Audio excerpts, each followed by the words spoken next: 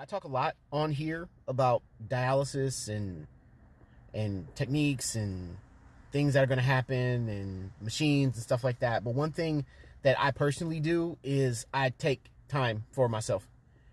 You're going to hear this a lot from people, but I am a big advocate of this. Like, if you are somebody that's going through a lot, like dialysis or cancer, chemo, because I have gone through chemo, all of this, kidney disease, diagnosis, people constantly giving you bad news, just things constantly going wrong, just stop for a second and just take a couple hours. If you don't want to, turn your phone off. But if you don't want to turn your phone off, just take a couple of hours. Don't respond to a text message. Don't, turn your phone off for maybe a couple hours a day if you can, if that's something that is feasible for you. Because I know there's some people out there that can't turn their phone off in case of an emergency. I totally understand that. But just take some time. Maybe don't get back to every single person that texts you. Maybe don't respond to that email about, from a transplant center saying that you are inactive again for some arbitrary reason. Just sit, in your own space, in your own time, in your own head. Make a resolution in that moment of, I'm going to sit here in this seat on this couch or on my bed, and I'm going to watch this, or I'm going to read this book or whatever. And this is just going to be my time. Or I'm an avid gamer. I love playing video games, not Madden or sports games or any of that stuff. But I'm an avid gamer, and I'm going to sit here. I'm going to play this game. And this is what I'm doing. I'm going to sit here. I'm going to think. I'm going to collect my thoughts. Or maybe not think about anything. Maybe just take this time to just decompress. Take a couple deep breaths. I'm not saying that it's a cure-all. That's not what I'm saying. But I'm saying that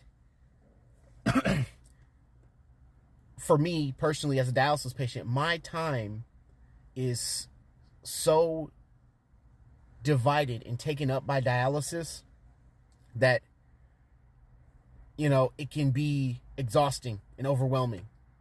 Especially when you're doing things to try to facilitate you getting a transplant. Or, you're trying to get to a dialysis unit. Or you're taking time to set up a machine at the home dialysis. Or, if you're on peritoneal dialysis, dialyzing all night long and the machine's going off and you're not getting any sleep. It's important to just take time for you to just relax. And when I say relax, I don't mean that casually.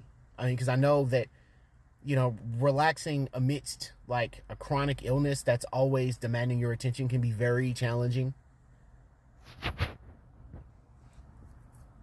It's important to not lose yourself in all of this.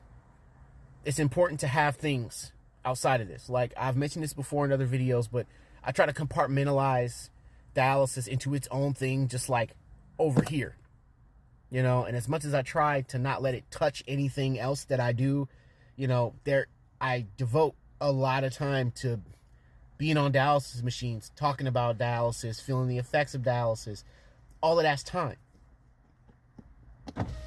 So it's important to have things, and I may touch on this in another video, but it's important to just take that time,